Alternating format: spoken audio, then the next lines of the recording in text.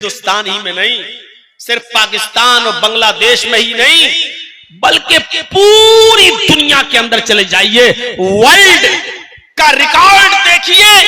आज भी सारी दुनिया के मुसलमानों पर, आज भी सारी दुनिया के मुसलमानों के दिलों पर मोहम्मद रसूलुल्लाह सल्लल्लाहु अलैहि वसल्लम हुकूमत करते हुए नजर आएंगे।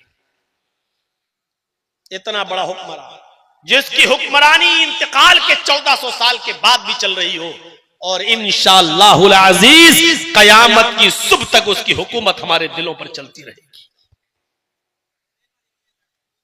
एनसाइक्लोपीडिया ब्रिटानिका का क्रिश्चियन राइटर अपनी किताब के अंदर लिखता है, एनसाइक्लोपीडिया में लिखता है, एक लम्हा यानी एक सेकंड के लिए भी कोई वक्त ऐसा नहीं गुजरता जिस वक्त उस सेकंड में मोहम्मद रसूलुल्लाह का नाम न लिया जा रहा हो। इस वक्त हमारी घड़ी में 1:55 हो रहा है। इस वक्त भी दुनिया के किसी न किसी कोने में फजर की अजान का वक्त हो चुका होगा, किसी जगह पर जुहर का वक्त भी होगा, दुनिया के किसी खित्ते में इस वक्त असर भी हो रही होगी, और दुनिया के किसी खित्ते में इस वक्त मगरिब भी हो रही होगी, और कहीं ईशा भी हो रही होगी। यानी इस वक्त रात के 1:55 पर भी वहां अजानों में नबी अकरम का नाम लिया जा रहा होगा, अशहदु अन्ना मुहम्मदर रसूलुल्लाह। आधे मिनट के बाद फिर कहीं कायम हो रहा होगा, वहां नाम लिया जा रहा होगा, फिर 1 सेकंड के बाद कहीं और नाम अजान हो रही होगी, फिर 1 सेकंड के बाद कहीं और टाइम। एनसाइक्लोपीडिया ब्रिटानिका का क्रिश्चियन राइटर कहता है 1 सेकंड भी ऐसा नहीं जाता कि वो सेकंड खाली हो जिसमें मोहम्मद रसूलुल्लाह का नाम न लिया जा रहा हो। वरफाना लका जिक्रक, हमने आपके जिक्र को इतना बुलंद कर दिया है, इतना बुलंद कर दिया है कि 1 सेकंड के लिए भी आपका नाम इस दुनिया में से गायब नहीं होता, आपका नाम खाली नहीं जाता, आपको याद न किया जाता हो, आपको हर वक्त हर सेकंड याद किया जा रहा है, आपका जिक्र बुलंद हो रहा है। आए मोहम्मद सल्लल्लाहु अलैहि वसल्लम, देख लीजिए आप कितना नाम लिया जाता है मोहम्मद रसूलुल्लाह सल्लल्लाहु अलैहि वसल्लम का। 1400 साल के बाद आज भी किसी मुल्क के बादशाह का नाम सिर्फ उसकी जिंदगी में लिया जाता है, या अच्छे काम किए हैं तो अच्छे अंदाज में उसके मरने के बाद भी कभी कभी, और बुरे काम किए हैं तो बुराइयों के साथ कभी कभी, लेकिन सिर्फ उसी मुल्क के लोग जिस मुल्क का वो बादशाह रहा है, बस। लेकिन 1400 साल गुजर जाने के बाद मोहम्मद रसूलुल्लाह को इस दुनिया से रुखसत हुए 1400 साल गुजर गए। 1400 साल के बाद सिर्फ हिंद काफिरीन मक्का जो कह रहे, कहने दो, हमने तो आपके जिक्र को इतना बुलंद कर दिया है कि जो तसव्वुर भी नहीं कर सकता, कोई सोच भी नहीं सकता। ये मकाम, ये मर्तबा दिया है अल्लाह तबारक व तआला ने मोहम्मद रसूलुल्लाह को। आइए एक और नाहिए से देखें, अल्लाह ताला ने अपने नबी जनाब मोहम्मद रसूलुल्लाह की शान में क्या कहा, आपकी पूरी जिंदगी को किस तरीके से हम तमाम मुसलमानों के लिए आइडियल और नमूना बनाते हुए अल्लाह रब्बुल आलमीन ने फरमाया, लक़द कान लकुम फी रसूलिल्लाहि उस्वतुन हसना, तुम्हारे लिए मोहम्मद रसूलुल्लाह सल्लल्लाहु अलैहि वसल्लम की जिंदगी एक बेहतरीन आइडियल है, बेहतरीन नमूना है। अल्लाह ने सिर्फ अपने नबी की जिंदगी को नमूना बनाया है। हम झगड़ते हैं नमाज कैसे पढ़ें, हम झगड़ते हैं रोजा कैसे रखें, हम झगड़ते हैं हज कैसे करें, हम झगड़ा करते हैं ज़कात कैसे दें। अल्लाह ने कहा कि नमाज और रोजे का झगड़ा तो छोड़ो, तुम्हें उठना भी वैसे पड़ेगा जैसे हमारे नबी उठते थे, तुम्हें बैठना भी वैसे पड़ेगा जैसे हमारे नबी बैठते थे, तुम्हें सोना भी वैसे पड़ेगा जैसे हमारे नबी सोते थे, तुम्हें खाना भी वैसे पड़ेगा जैसे हमारे नबी खाते थे, तुम्हें चलना भी वैसे पड़ेगा जैसे हमारे नबी चलते थे। तुम्हारा उठना, बैठना, लेटना, सोना, जागना, खाना, पीना, शादी, ब्याह, जिंदगी के तमाम मामिलात, जब तक तुम उसमें हमारे नबी हमारे रसूल की जिंदगी को आइडियल और मॉडल नहीं मानोगे, हम तुम्हारी इबादत को कबूल नहीं करेंगे। हम झगड़ रहे नमाज कैसे पढ़े, वो कहता है ऐसे पढ़ो जैसे मेरे मौलवी ने पढ़ी, वो कहता है ऐसे पढ़ो जैसे हमारे इमाम ने पढ़ी, वो कहता है ऐसे पढ़ो जैसे हमारे पीर ने पढ़ी। और अल्लाह के रसूल कहते हैं सल्लू कमा राअयतुमूनी उसल्ली, वैसे पढ़ो जैसे तुम मुझे देखते हो नमाज पढ़ते हुए। और अल्लाह ने कहा लक़द काना लकुम फी रसूलिल्लाहि उस्वतुन हसना, हमने तुम्हारे लिए मोहम्मद रसूलुल्लाह की जिंदगी को आइडियल बनाया है। तुम नमाज और रोजे की बात करते हो, तो मैं लैट्रीन और पेशाब और पायखाना भी वैसे करना है जैसे हमारे नबी जनाब मोहम्मद रसूलुल्लाह ने सिखाया है। तुम इतनी बड़ी बड़ी इबादतों की बात करते हो, हम तो लैट्रीन जैसी एक मामूली चीज भी वैसे चाहते हैं जैसे तुम्हें हमारे नबी जनाब मोहम्मद रसूलुल्लाह ने बताई है। जिंदगी के हर गोशे में, जिंदगी के हर शोबे के लिए तुम्हारे लिए आइडियल और मॉडल और नमूना है जनाब मोहम्मद रसूलुल्लाह सल्लल्लाहु अलैहि वसल्लम। मौलाना साहब बात तो आपकी बहुत सही है, बात तो सही कर रहे हैं, सबके हलक में उतर रही है, लेकिन सुबह उठेंगे फिर कहेंगे ओह कुरान समझना हमारे बस की बात नहीं है। कुरान डायरेक्ट हम कैसे समझ सकते हैं? अल्लाह के बंदो, अगर मुसलमान होकर ऐसे जुमले बोलोगे तो फिर गैर मुस्लिमों को तबलीग कैसे करोगे? तुम तो पैदा ही अपने लिए नहीं दूसरों के लिए हुए थे। कुंतुम खैरा उम्मतिन उखरिजत लिन्नास, अल्लाह ने कहा मोमिनो तुम एक बेहतरीन उम्मत हो क्योंकि तुम्हें दूसरे लोगों के लिए पैदा किया गया है। जो कौम दूसरों की इमामत के लिए पैदा हुई थी, जो कौम दूसरों को दावत और तबलीग के लिए पैदा हुई थी, अफसोस है कि मौलाना जर्जीस को आज अपनी ही कौम के लोगों को समझाना पड़ रहा है और टोपी पहन के बैठे हुए लोगों में तबलीग करना पड़ रही है। जो कौम दूसरों को तबलीग के लिए पैदा हुई थी, जो कौम दूसरों को राह रास्त पे लाने के लिए पैदा हुई थी, दूसरों तक इस्लाम पहुंचाने के लिए पैदा हुई थी, आज इससे बड़े अफसोस की बात क्या होगी कि आज हमें मुसलमानों को समझाना पड़ रहा हो और हमें मुसलमानों में दावत और तबलीग का फरीजा अंजाम देना पड़ रहा हो। भाई ये डिस्टर्ब खत्म हो जाए तो बता दीजिएगा। लोग तुम्हारे हेलीकॉप्टर को देखेंगे और इसको देखेंगे कि तक़रीर सुनेंगे।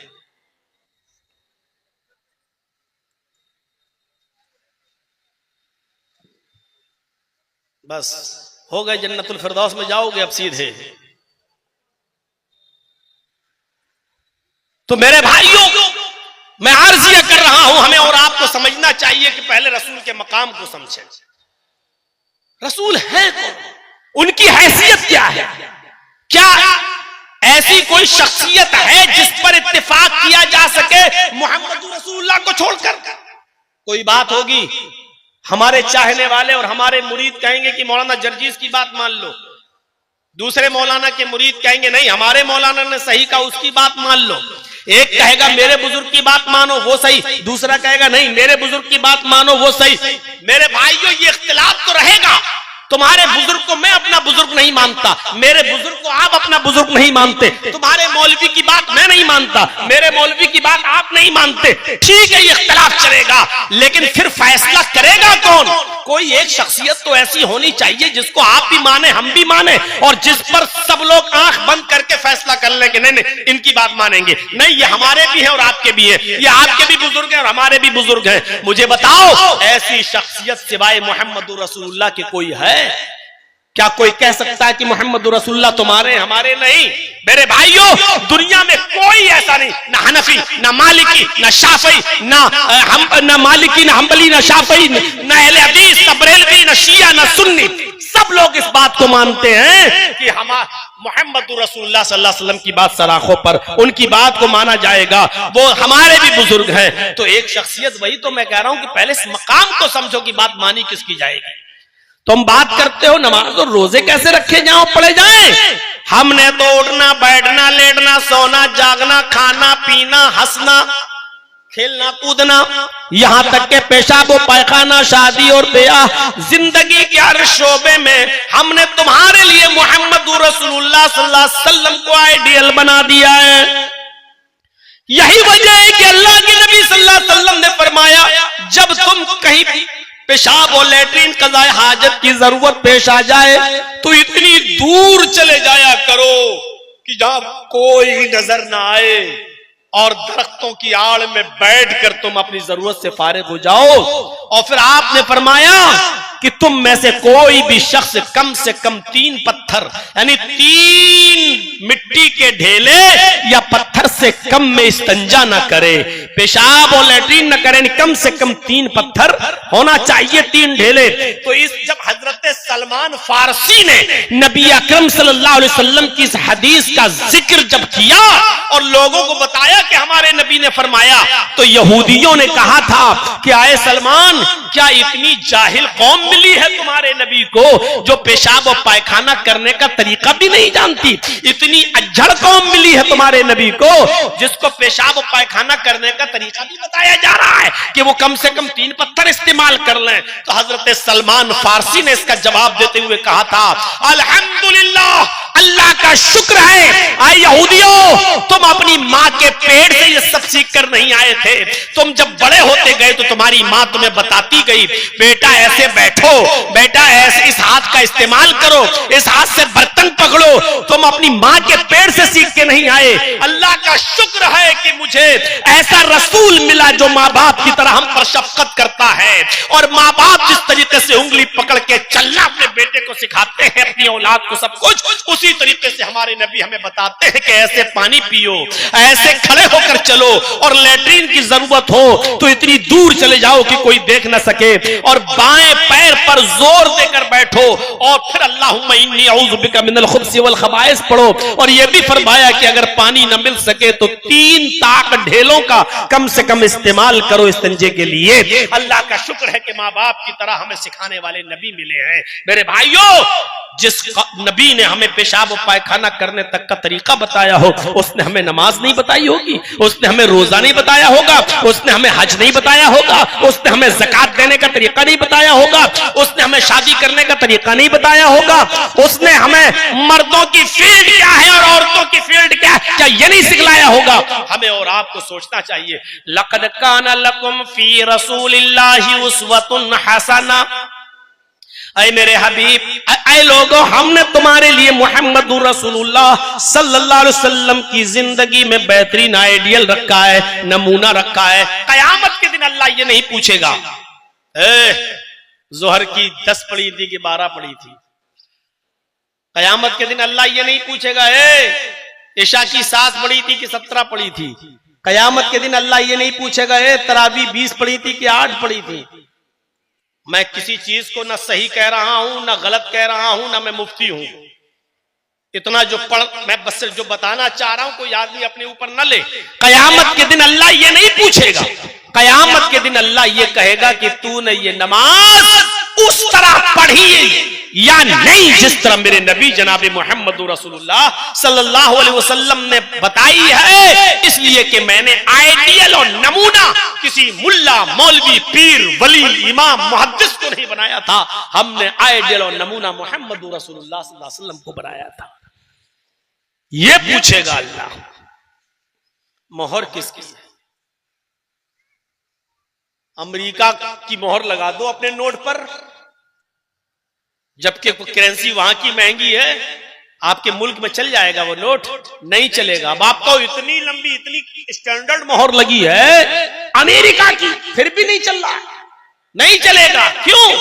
आपके मुल्क में आपकी करेंसी चलेगी, चाहे उसकी कीमत घटिया ही क्यों ना हो, कम ही क्यों ना हो। मेरे भाइयों, रकातों की तादाद कम ही क्यों ना हो, मोहर चलेगी जनाब मोहम्मद रसूलुल्लाह सल्लल्लाहु अलैहि वसल्लम की। हमें तो ताज्जुब होता है कि लोग अपनी अपनी किताबों में ऐसे मनगढ़ंत किस्से कैसे लिख देते हैं। एक किताब पढ़ रहा था, लिखा हमारे बुजुर्ग एक दिन में 2000 रकातें पढ़ते थे, 2000 रकातें पढ़ते थे, सुभान अल्लाह। और उस किताब में नीचे लिखा है, वहावड़ो तुम्हारे यहां पर भी कोई ऐसा वली पैदा हुआ है जो एक दिन में 24 घंटे में 2000 रकातें पढ़ता हो। खुश होते हैं लोग ऐसे किस्से और कहानियां सुनकर।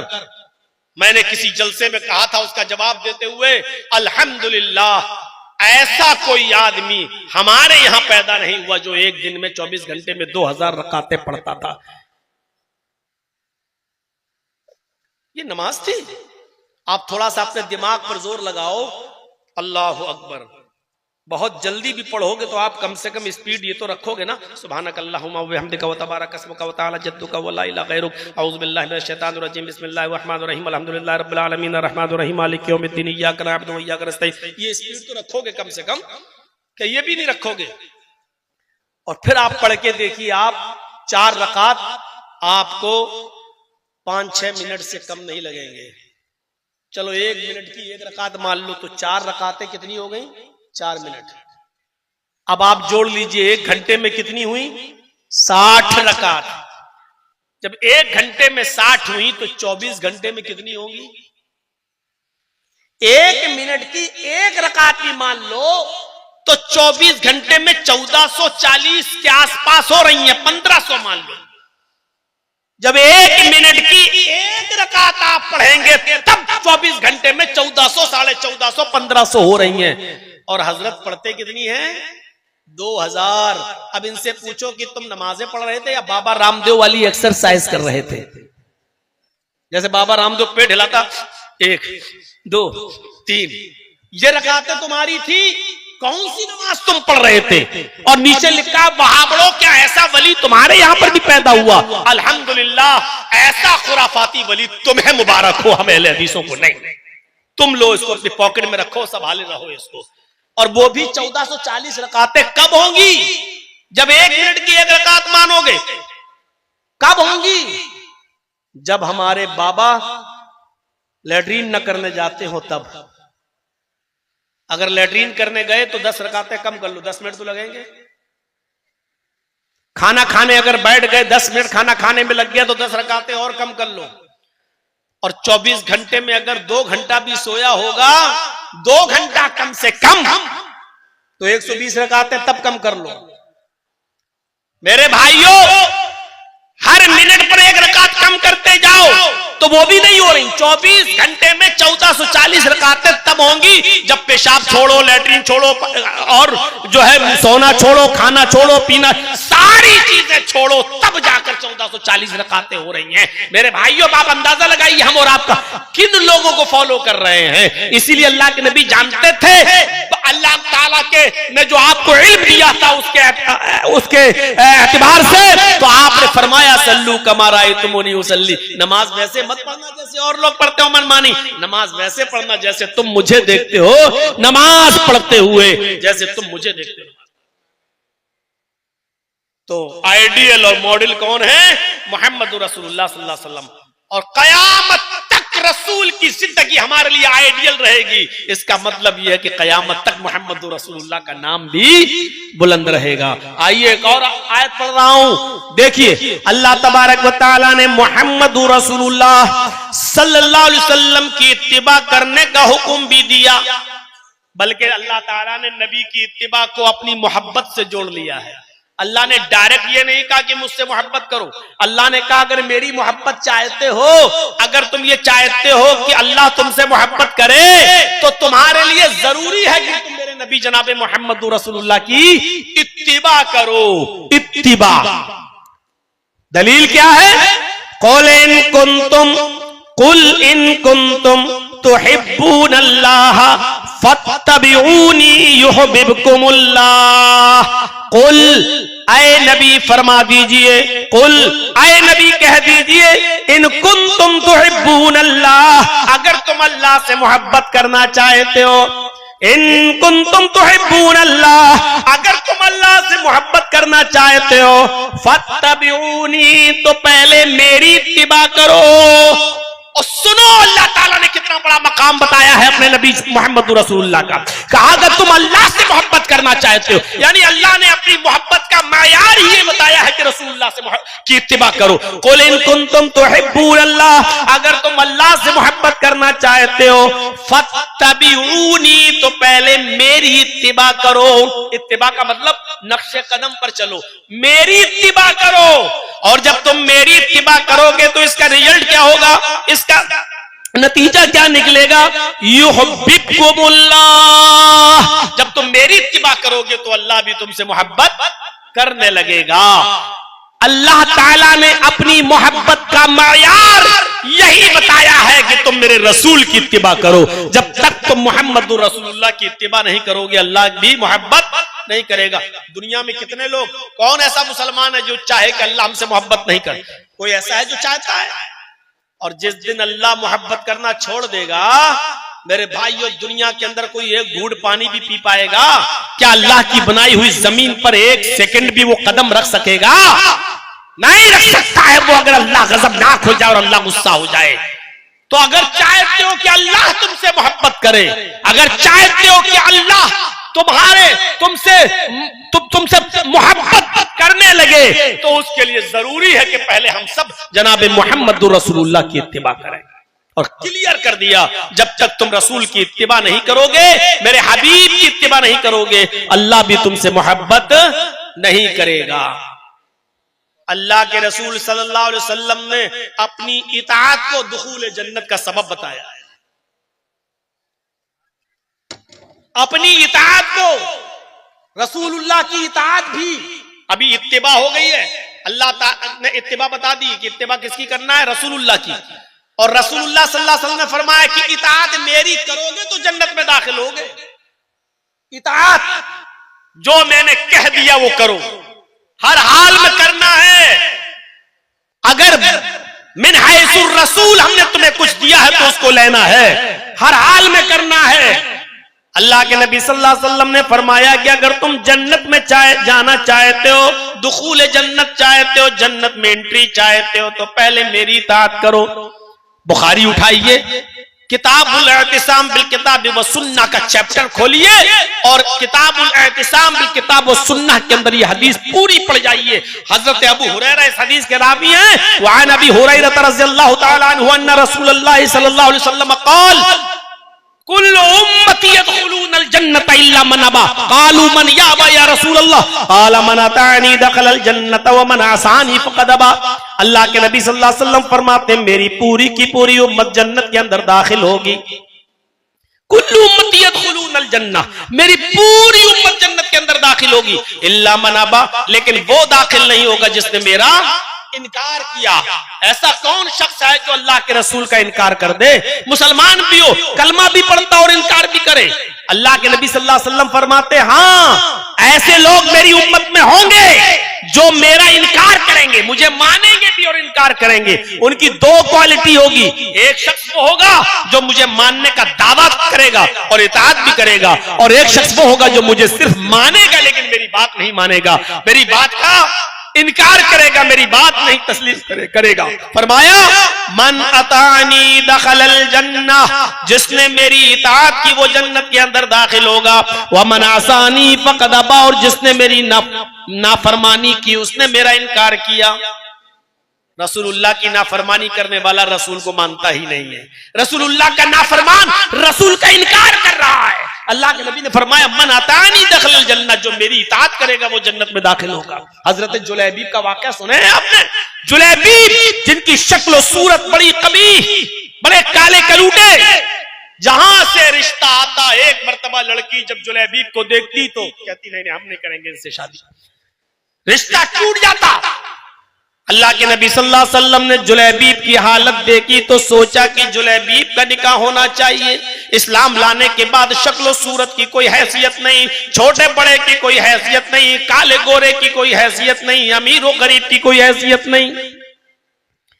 आपने एक लेटर लिखवाया और वो लेटर मदीने के इंतहाई कोने में एक अंसारी सहाबी को दिया।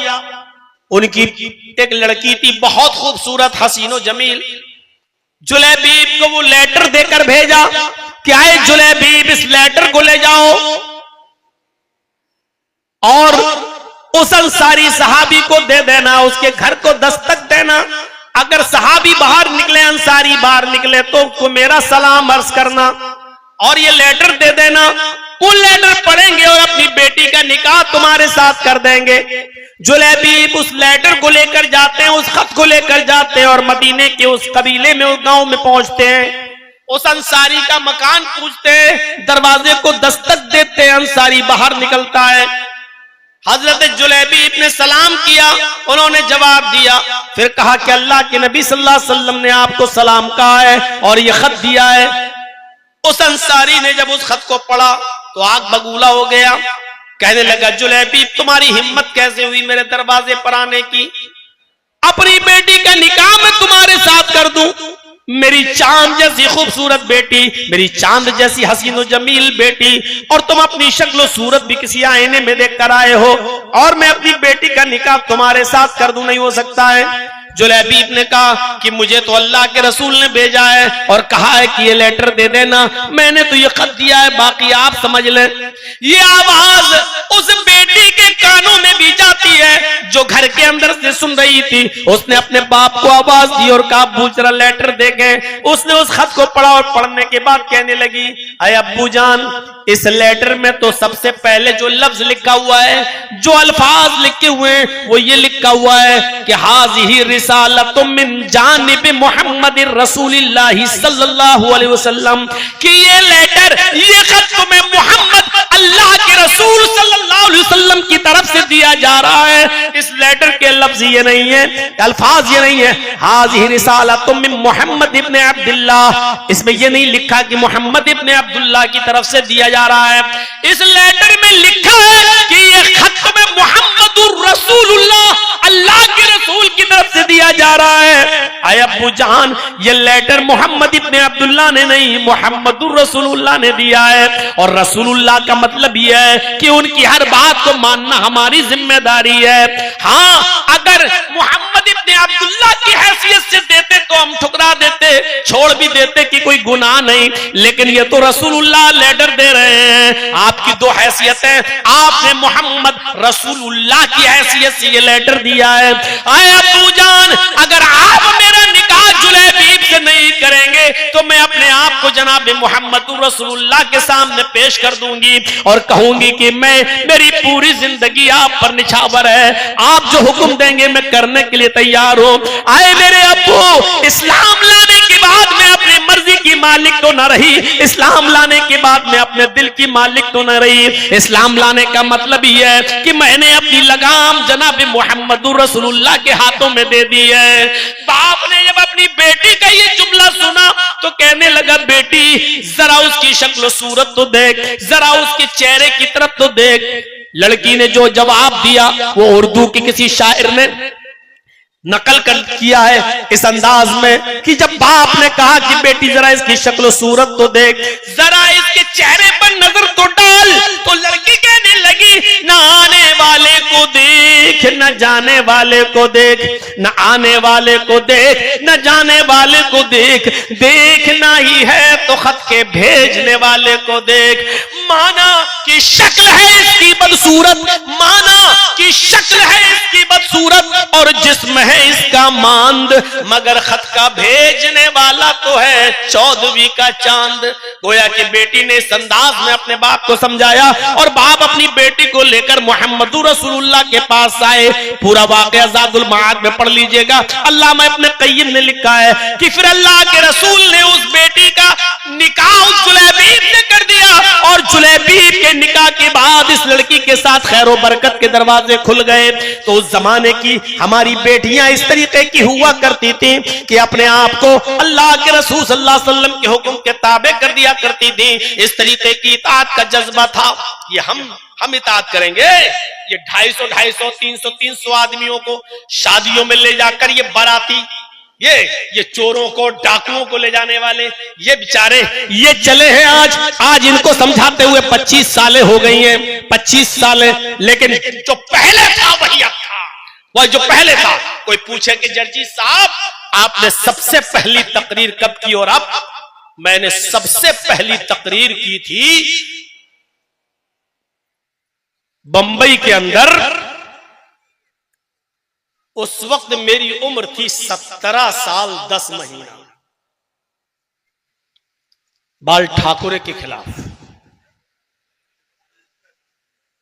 और जब उसने कहा था ना कि हरे रंग पे पाबंदी लगा दो, मुख्तार अहमद नदवी की सदारत थी, बांद्रा में जलसा था, कॉन्फ्रेंस थी, सब हिंदू सब थे उसमें, देवबंदी, बरेलवी, शिया, सुन्नी सब। तो बाल ठाकुरे ने कुछ कह दिया था कि मोहम्मद अय्याश, मक्कार, ये इस तरीके के जुमले बोले थे उसने कि एक बीवी से पेट नहीं भरा तो 11-11 बीवी रखता था, और जब मैं देश का प्रधानमंत्री बनूंगा तो हरा रंग बंद कर दूंगा, ये मुसलमानों का रंग है, इस्लामी रंग है, और मैं इस पे पाबंदी लगा दूंगा। तो उस वक्त मुझे लोग लेके गए, मैं बंबई में प्रोग्राम में नहीं गया था, लेकिन मैं वहां था, तो नदवी साहब कहने लगे, मुख्तार साहब चलिए तुम अच्छा बोल लेते हो तो 10 मिनट का टाइम तुम्हें भी दिलवा देंगे बोलने के लिए। तो मैं गया, लेकिन इत्तेफाक ये था कि उधर भी सबसे बाद में हमको टाइम मिला जैसे आज मिलना। 17 साल 10 महीने का था मैं, तो जब मैंने तकरीर शुरू की सब लोग तो ऐसे ही बोल रहे थे, ये उबैदुल्ला खां आज़मी वगैरह सब थे उसमें, तो ये सब ऐसे ही बोल रहे थे, ठाकुर जी माफी मांगे, ठाकुर जी माफी मांगे, उनको ऐसा नहीं बोलना चाहिए, हमारे नबी की शान में गुस्ताखी हुई है, जब तक माफी नहीं मांगेंगे एहतजाज होते रहेंगे, जुलूस निकलते रहेंगे। अब मेरे अंदर इतनी अकल वकल नहीं थी। 17 साल 10 महीना जब मेरा नंबर आया तो मैंने 8 मिनट का टाइम क्या बोलूंगा मैं, नहमदु व नुसल्ली अला रसूलिल करीम, इसी में 1-2 मिनट निकल गए। अब 6 मिनट की तकरीर में मैंने कहा कि हमारे नबी की तो 11 बीवी थी, जिनका जिक्र 7 तो बीवी थी, और 11 और 1 मारिया किप्तिया को जोड़ लो जो बांधी थी तो 12। तो आपको 12 बीवी रखने वाला, 11 बीवी रखने वाला अय्याश नजर आ रहा है। बस मैंने उसमें कह दिया था कि हमारे ठाकुर जी जरा ये बताएं कि महाभारत में लिखा है कृष्ण जी की जो है किशन कन्हैया की 16,108 है, उनके बारे में तुम्हारा क्या ख्याल है? अगर 11 बीवी रखने वाला अय्याश है तो 16,108 रखने वाला, और बांसुरी बजाते सबको इकट्ठा कर लेते, अपने पास बिठा लेते, और कहा जाता चारों तरफ गोपियां बीच में कन्हैया, इसके बारे में क्या ख्याल है? अब पुलिस वाले सतर्क हो गए, ये क्या बोल रहा है, ये क्या, सब चारों तरफ। अब मुझे इतनी अकल कहां, मैंने कहा चले हैं इस्लामी रंग, हरे रंग पे पाबंदी लगाने की बात। अरे कितने हरे रंग पे पाबंदी लगाओगे? हमने कहा लौकी खाते हो वो हरे रंग की, पालक खाते हो वो हरे रंग का, परवल खाते हो वो हरे रंग का, हरा धनिया खाते हो वो हरे रंग का, हरी मिर्च खाते हो वो हरे रंग का, जितने भी पेड़ पौधे और घास है वो सब हरे रंग की। मैंने कहा ठाकुर जी लाल रंग को कैसे और हरे रंग को कैसे मिटाओगे, और लाल रंग को कैसे तुम स्थापित करोगे? अगर हरे रंग को मिटाओगे तो लौकी खाना छोड़ो, पालक खाना छोड़ो, हरी सब्जी खाना बंद करो, और लाल रंग तो एक ही होता है, या तो टमाटर खाओ या वो खाओ जो हम लोग खाते हैं। बस इतना ही बोला और उसी वक्त पकड़ लिया गया वहीं पर, चलो। और उस वक्त इतना पतला दुबला था कि वो हथकड़ी भी मेरे हाथ से निकल जाती थी, ऐसे वो डालता था वो निकल जाती थी। और 24 घंटे हमको रखा वहां दादर के लॉकअप में, और वो तो फाइनल तो हो रहा था लेकिन बच गया, 2 महीने कम था, नाबालिग निकला, इसलिए हमको जेल तक नहीं पहुंचाया गया। तो मेरे भाइयों 17 साल 10 महीने वो मेरी पहली तकरीर थी। उसके बाद से जब कर रहे हैं तो आज मेरी 45-46 ईयर, अब यहां से आप अंदाजा लगा लो कि कितने साल का जमाना गुजर चुका है। अब 46-45 के बाद अब आप जोड़ लो 18 से इतने सालों से मैं तकरीरें कर रहा हूं। अब कोई आदमी अगर मुझसे पूछे कि जर्जी साहब इतने जलसे आपने किए, इतनी कॉन्फ्रेंसें की, कितना फर्क आपको इन जलसों से मिला है और इन इजलास में आपने क्या सीखा और कितना फर्क नजर आया, तो मैं कहूंगा 0। अभी तक कोई फर्क नहीं पड़ा। जो आज से 25-30 साल पहले जो जहेज चलता था आज भी वही जहेज। 20-25 साल पहले जो बारातियों, चोरों, डकैतों की जो पूरी टीम जाती है लड़की वालों के घर ठूंसने के लिए, हम खाने के लिए नहीं बोलेंगे, ठूंसने के लिए जाती है, जो पहले था वो आज भी है। मेरे भाइयों जो पहले साइकिल चलती थी अब मोटरसाइकिल चलने लगी, पहले थोड़ा मोटरसाइकिल चलती थी अब फॉर्च्यूनर 4 व्हीलर चलने लगी, तरक्की और हुई है। अगर कोई नंबर पूछना चाहे कि जर्जी साहब कितना नंबर दोगे, समाज को कितनी इस्लाह हुई, तो मैं कहूंगा 100 में 0। कोई फर्क नहीं पड़ा। बस इतना जरूर कहूंगा कि थोड़ी सी ताजगी आ जाती है, ईमान में थोड़ा सा मिजाज बदल जाता है हमारा और सोचने पर मजबूर हो जाते हैं। लेकिन अभी हैं वही हम जहां पहले थे, कोई फर्क नजर नहीं आया। अभी तकरीर खत्म होगी, अब आप अपने मोहल्ले की मस्जिद देखिएगा कि फजर में कितने नमाजी। अगर मस्जिद रमजान की तरह भर गई तो समझना जलसा आपका कामयाब। और रोजाना जितने आदमी रहते थे उससे भी कम हो जाएं तो समझ लेना कि आप जलसे में खालियात आए और खालियात गए। आपने आंखें फोड़ी हैं, आपको कुछ सवाब नहीं मिलेगा, क्योंकि जलसे जिस मकसद से होते वो मकसद भी पूरा नहीं हो रहा है, तो काहे का सवाब, किस बात की नेकी। अभी फजर की अजान और नमाज मस्जिदें बतला देंगी कि इस जलसे का कितना असर हुआ है, इस इजलास का कितना असर हुआ है। आप देख लीजिएगा, बहुत ज्यादा आपको सोचने की जरूरत नहीं, सिर्फ फजर की नमाज पढ़ने के बाद आप खुद सोच लीजिएगा कि कितना असर हुआ है इस इजलास का। आपकी मस्जिदें बता देंगी, आपके मोहल्ले की मस्जिदें बता देंगी कि इस जलसे का कितना असर हुआ है। मौलाना जो बोल रहे थे वही बोलिए, ऐसे तो फिर कोई आदमी जलसा ही नहीं कराएगा। वो आप सोचिए, आपका काम है, ये इताअत थी, ये इताअत। अल्लाह के नबी जनाब मोहम्मद रसूलुल्लाह सल्लल्लाहु अलैहि वसल्लम के जमाने में लड़की कह रही कि मुझे है? और वो दौर था, एक औरत आई अल्लाह के नबी के पास, बुखारी पढ़ी है किताबुन निकाह, अल्लाह के रसूल मैं अपने आप को हिबा कर रही हूं। अल्लाह के नबी ने कहा नहीं। 3 बार उसने कहा, अल्लाह के नबी खामोश रहे। एक सहाबी कहने लगे, अल्लाह के रसूल अगर आप निकाह नहीं करना चाहते तो मेरे साथ कर दीजिए ना, मैं करने के लिए तैयार हूं। अल्लाह के नबी ने उस सहाबी से कहा तुम करोगे? उस औरत से पूछा तुम इसके साथ करोगी? कहने लगी आई तो आपके लिए थी, अगर आप नहीं करना चाहते तो इसके साथ कर दीजिए। आपने फरमाया ठीक है मैं इसके साथ कर देता हूं तुम्हारा निकाह। आपने उससे पूछा कि हल इंदका शैउन, तुम्हारे पास कोई चीज है, क्या दोगे, यानी मेहर। जहेज नहीं पूछा था लड़की से, औरत से कि कुछ है तेरे पास। आपने उससे पूछा, निकाह पढ़ाने से पहले पूछा क्या इसको क्या दोगे, मेहर है? कहने लगा मा इंदी शैउन, कुछ नहीं है मेरे पास। आपने कहा जाओ अपने घर कुछ लेकर आओ। वो गया और आने के बाद कहता माँ वजद तो शैयन या रसूलुल्लाह, कुछ नहीं मिला मुझे घर पर अल्लाह के रसूल। आपने कहा दोबारा जाओ, इल्तमिस खातम मिनल हदीद, लोहे की अंगूठी मिल जाए तो वही ले आओ। वो दोबारा गया, घर पे आया, कहा अल्लाह के रसूल मेरे घर पे लोहे की अंगूठी भी नहीं है, सोने की नहीं लोहे की। कहा लोहे की अंगूठी भी नहीं हो, चले हो निकाह करने, क्या दोगे तुम अपनी बीवी को मेहर? कहने लगा कुछ नहीं है मेरे पास। मायूस हो गया, जाने लगा। आपने कहा कहां जा रहे हो? कहा अल्लाह के रसूल जा रहा हूं खेती बाड़ी करने, खेत में जा रहा हूं काम करने। अरे मेरे माँ बाप तो हैं, उनको तो उनकी खिदमत तो मैं ही करता हूं, जब कुछ है ही नहीं तो निकाह हो ही नहीं सकता, जाऊं कुछ कमाऊं कुछ हासिल करूं। आपने फरमाया इधर आओ, तुम्हें कुरान याद है? कितना याद है? अब देखो घर में कुछ नहीं है, कुछ नहीं है। तो कहा कि कुछ तो होगा, कहा कुछ नहीं, एक लुंगी है, इंदी इज़ारुन या रसूल अल्लाह, अल्लाह के रसूल एक लुंगी है मेरे पास। आपने कहा अच्छा एक लुंगी है कहाँ? अरे उसी को ले आओ यार, वही दे दो। कहने लगा पुरानी है। आपने कहा बनी रहने दो लेकिन इसको दे दो। कहता अल्लाह के रसूल अगर इसको दे दूंगा तो मैं क्या पहनूंगा, वही पहन के तो सोता हूं मैं। कहा अच्छा तो तुम वो भी नहीं दे सकते हो? कहा आधी फाड़ के दे दूंगा, यानी एक लुंगी का टुकड़ा, आधा टुकड़ा इसको आधा मैं, कम से कम नहीं बिछा के बैठने के काम तो आ जाएगा। अल्लाह के नबी ने कहा फिर आधी लुंगी का वो क्या करेगी, उसके भी तो किसी काम की नहीं रहेगी। अरे देना तो पूरी दो, नहीं तो आधी किस काम की? कहने लगा पूरी तो नहीं दे सकता, फिर मेरे पास कुछ नहीं रह जाएगा घर में।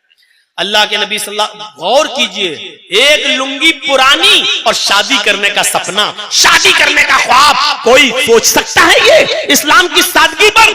अल्लाह के नबी ने कहा अच्छा ये बताओ कुरान कितना याद है? कहने लगा सूरह हमें हाक़ा याद है, सूरह मुल्क याद है, सूरह हश्र याद है, सूरह दहर याद है, सूरह क़यामा याद है, सूरह नबा याद है।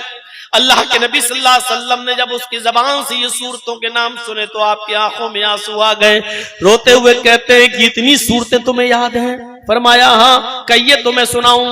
अल्लाह के नबी ने फरमाया क्या यही सूरतें तू अपनी होने वाली बीवी को सिखा देगा? क्या यही सूरतें तू अपनी होने वाली बीवी को याद करा देगा? कहने लगा जी। आपने उस औरत से पूछा कि तेरे शौहर के पास होने वाले कुछ नहीं है, एक लोहे की अंगूठी भी नहीं है, कुरान की इन्हीं सूरतों को मैं मेहर बना देता हूं, क्या तू माल के बदले इन सूरतों को मेहर में कबूल करती है? उसने कहा अल्लाह के रसूल, जिस लड़की के जिस औरत के निकाह में कुरान की सूरतें मेहर बन जाएं, उससे ज्यादा बाबरकत और पाकीज़ा निकाह किसका हो सकता है? मुझे मंजूर है। अल्लाह के नबी सल्लल्लाहु अलैहि वसल्लम ने वहीं बैठे बैठे निकाह कर पढ़ा दिया। चूंकि उस औरत का वली कोई नहीं था, क्योंकि उसके बाप इंतकाल कर चुके थे, इसलिए अल्लाह के रसूल खुद काजी की हैसियत से आप उसके वली बन गए और आपने उस औरत को वहीं से रुखसत कर दिया। न चोरों का पता, न बारातियों का पता, न डकैतों का पता, न हल्दी का पता, न मलीदे का पता, न उबड़ने का पता, मेरे भाइयों न जहेज का पता। और आज 1400 साल के बाद भी सादा शादी के तस्करे मौलवी जर्जीस आपकी महफिल में कर रहा है। मुझे बताओ, अडानी ने अपनी बेटी की शादी की है, उसका जिक्र कितने दिन चला? ज्यादा से ज्यादा 1 महीना 2 महीना। उसके बाद आज अडानी के उस शादी को जो उसने अपने बेटे की थी और करोड़ों रुपया अरबों रुपया खर्च कर दिया, आज उसका जिक्र कोई करने वाला नहीं है। लेकिन इस सादगी के साथ होने वाले निकाह का जिक्र 1400 साल के बाद की महफिल में हो रहा है और कयामत तक होता रहेगा। मेरे भाइयों, अल्लाह के रसूल सल्लल्लाहु अलैहि वसल्लम की इताअत करो। और अल्लाह ताला ने फरमाया, अल्लाह के नबी ने फरमाया, मन अतानी दखलल जन्नह, जो मेरी इताअत करेगा वो जन्नत में दाखिल होगा। व मन आसानी फकत दबा, और जिसने मेरी नाफरमानी की उसने मेरा इनकार कर दिया। मेरे भाइयों, यहां से हमें और आपको सोचना पड़ेगा कि अल्लाह ताला ने क्या मकाम दिया। रसूल की इताअत को दुखूल जन्नत का जरिया बना दिया, सबब बना दिया। रसूल की इताअत करोगे तो जन्नत में दाखिल होगे। यानी जन्नत का दाखिला हमें तभी मिलेगा जब हम रसूल की इताअत करेंगे। दुनिया में कितने पैगंबर आए? 1 लाख, 1.25 लाख, 1.5 लाख, 1,24,000 जो कही जाती है। कोई फिक्स गिनती नहीं बताई गई हदीस में, और जिसमें बताई गई वो हदीस सही नहीं है। मेरे भाइयों, जरा हम अंदाजा लगाएं, इतने नबियों में ये मकाम और ये मर्तबा सिर्फ मोहम्मद रसूलुल्लाह सल्लल्लाहु अलैहि वसल्लम को मिला कि अल्लाह ताला ने अपने पास बुलाया और मेराज की दौलत से माला माल किया, आसमानों की सैर कराई। मोहम्मद रसूलुल्लाह से पहले किसी ने भी आसमानों की सैर नहीं की। कुरान पढ़िए, सुब्हानल्लज़ी असरा बिअब्दिही लैलन मिनल मस्जिदिल हराम इलल मस्जिदिल अक़सा। सुब्हानल्लज़ी असरा बिअब्दिही लैलन मिनल मस्जिदिल हराम इलल मस्जिदिल अक़सा। बाबरकत है वो जात जो ले गई अपने बंदे मोहम्मद रसूलुल्लाह सल्लल्लाहु अलैहि वसल्लम को रातों ही रात मस्जिद हराम से बैतुल मक़दिस तक। कितनी बड़ी सआदत। और फिर बैतुल मक़दिस से आप ने 7 आसमानों का सफर किया, जन्नत देखी, जहन्नम देखी, और वहां से फिर रिटर्न वापस भी आ गए। यहां आप देखिए कितना बड़ा मकाम अल्लाह तबारक व तआला ने दिया है। कोई ये ना कहे कि अल्लाह के रसूल गए थे, नहीं, अल्लाह ले गया था। बहुत से लोग कहते हैं ना, तुम तो अपने जैसा इंसान मानते हो, तो अल्लाह के रसूल अगर तुम्हारे जैसे इंसान थे तो वो आसमानों पर गए, तुम क्यों नहीं जाते हो? जाओ, जाकर दिखाओ। मोहम्मद रसूलुल्लाह नहीं गए, ये तुम्हारी भूल है, अल्लाह ले गया। कुरान के अल्फाज पढ़िए, सुब्हानल्लज़ी असरा बिअब्दिही। बाबरकत है वो जात जो ले गई अपने बंदे को, अल्लाह ले गया। और अल्लाह कैसे ले गया, ये सवाल करना कुफ्र है। ये सवाल नहीं कर सकते हो अल्लाह के बारे में कि अल्लाह कैसे ले गया। अगर ये सवाल करोगे अल्लाह कैसे, इसका मतलब यह कि तुम अल्लाह को कमजोर मानते हो। अल्लाह कैसे ले गया, इसका मतलब यह कि तुम अल्लाह को कमजोर समझते हो। तुम्हारा अकीदा अल्लाह के बारे में सही नहीं है। सुब्हानल्लज़ी असरा बिअब्दिही लैलन मिनल मस्जिदिल हराम इलल मस्जिदिल अक़सा। बाबरकत है वो जात जो ले गई अपने बंदे को, यानी अल्लाह ले गया। अल्लाह कैसे ले गया हमें नहीं मालूम, हम सिर्फ इतना जानते हैं, इन्नल्लाह अला कुल्लि शैइन क़दीर, वो हर चीज पर कादिर है। वो मोहम्मद रसूलुल्लाह को ले जाने पर भी कादिर है।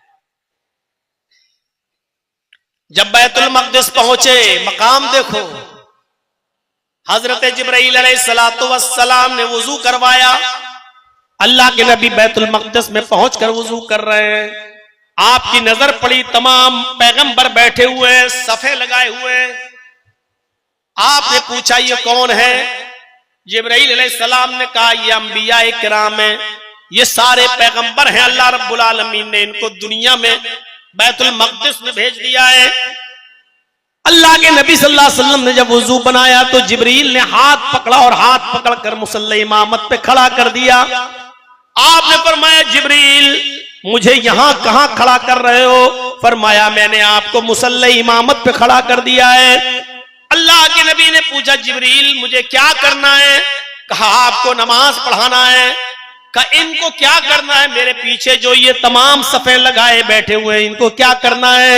जवाब दिया आए मोहम्मद सल्लल्लाहु अलैहि वसल्लम इनको आपके पीछे नमाज पढ़ना है। अल्लाह के नबी खड़े हो गए और आपने इमामत की और तमाम नबियों ने आपके पीछे नमाज पढ़ी। सारे पैगंबरों ने मोहम्मद रसूलुल्लाह सल्लल्लाहु अलैहि वसल्लम के पीछे नमाज पढ़ी। आपने बैतुल मक़दिस में 2 रकात नमाज पढ़ाई। सारे पैगंबरों ने आपके पीछे 2 रकात नमाज अदा की। मेरे भाइयों ये नमाज पढ़ाना मकसद नहीं था और अंबियाए किराम का नबी के पीछे नमाज पढ़ना मकसद नहीं था, बल्कि पूरी दुनिया को ये मैसेज देना था, पूरी दुनिया को ये पैगाम देना था कि लोगों अब किसी पीर पे झगड़ा खड़ा मत करना, किसी इमाम पे झगड़ा खड़ा मत करना। नमाज कैसे पढ़ो? किस इमाम के तरीके पर पढ़ो, किस मौलवी के तरीके पे पढ़ो, किस पीर के तरीके पे पढ़ो, ये झगड़ा खड़ा मत करना। हमने तुम्हें वो इमाम दिया है जो सारे पैगंबरों का इमाम है, हमने तुम्हें वो नबी दिया है जो सारे अंबिया का इमाम है और जिसके पीछे सारे पैगंबरों ने नमाज पढ़ ली। जब सारे नबी जिसकी इब्तिदा में नमाज पढ़ सकते हैं तो उस नबी को तुम अपना नबी क्यों नहीं मान सकते हो? जब सारे नबियों ने और रसूलों ने उसको अपना नबी मान लिया, अपना इमाम मान लिया है, तो फिर तुम्हें भी उनको अपना इमाम मानना होगा। अब इमामत पे झगड़े खड़े मत करना। तुम्हारा सबसे बड़ा इमाम इमाम कायनात मोहम्मद रसूलुल्लाह सल्लल्लाहु अलैहि वसल्लम है। मेराज की रात ये मैसेज दिया गया, ये पैगाम दिया गया, कोई तुम्हारा बुजुर्ग नहीं है, बुजुर्ग मोहम्मद रसूलुल्लाह है। तुम्हारा कोई इमाम नहीं है, इमाम मोहम्मद रसूलुल्लाह सल्लल्लाहु अलैहि वसल्लम है। ये मैसेज, ये पैगाम दिया गया मेराज की रात। सुब्हानल्लज़ी असरा बिअब्दी लैलन मिनल मस्जिदिल हराम इलल मस्जिदिल अक़सा। अंदाजा लगा सकते हैं आप? गौर करेंगे आप? ये मकाम मिला है मोहम्मद रसूलुल्लाह सल्लल्लाहु अलैहि वसल्लम को। और एक मकाम ये मिला मेरे भाइयों कि अल्लाह ताला ने सारी कायनात के लिए, पूरी दुनिया के लिए मोहम्मद रसूलुल्लाह को रसूल बनाया। इससे पहले जितने भी नबी से पहले जितने भी नबी आए वो पूरी कायनात के लिए नहीं आए, सिर्फ अपनी कौम के लिए या अपने कबीले के लिए आए। और मोहम्मद रसूलुल्लाह को अल्लाह ने क्या मकाम दिया? सारी कायनात के लिए। वमा अरसलनाका इल्ला काफ़तन लिन्नासी बशीरन व नज़ीरा। वमा अरसलनाका इल्ला काफ़तन लिन्नासी बशीरन व नज़ीरा।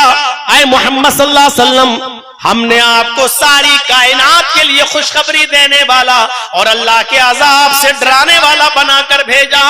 इतना बड़ा मकाम सारी कायनात के लिए मोहम्मद को अल्लाह का रसूल, अल्लाह का पैगंबर बनाया गया सल्लल्लाहु अलैहि वसल्लम। खुशखबरी देने वाला और डराने वाला बनाकर भेजा गया है। हजरत ईसा अलैहिस्सलाम ने भी अपनी कौम को यही कहा था। क्या कहा था?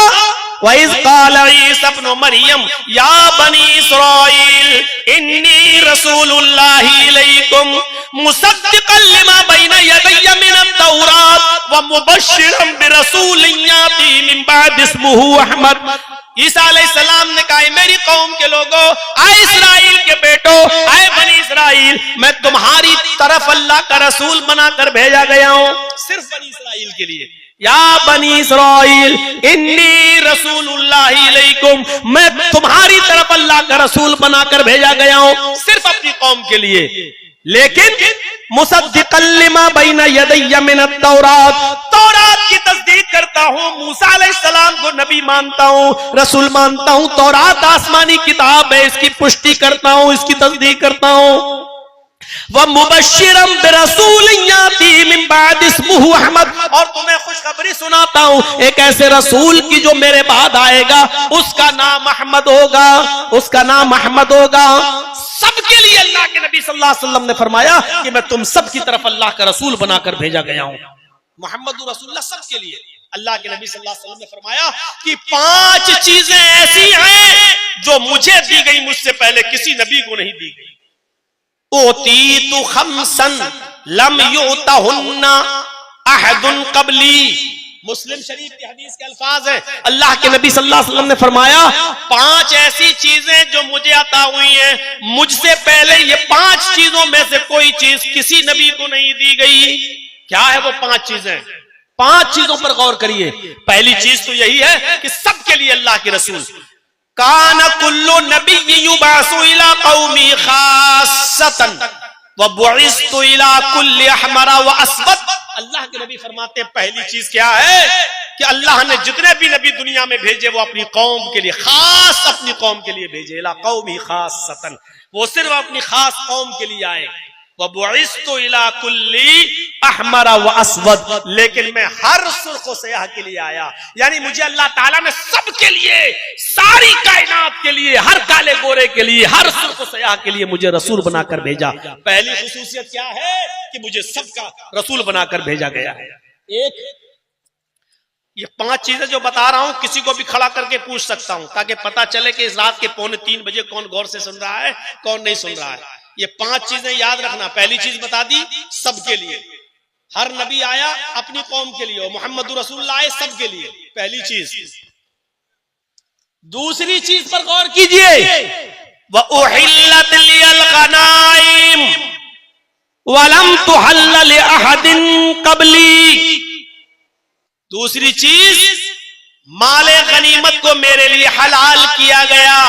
मुझसे पहले अल्लाह रब्बुल आलमीन ने माल गनीमत किसी के लिए हलाल नहीं किया था।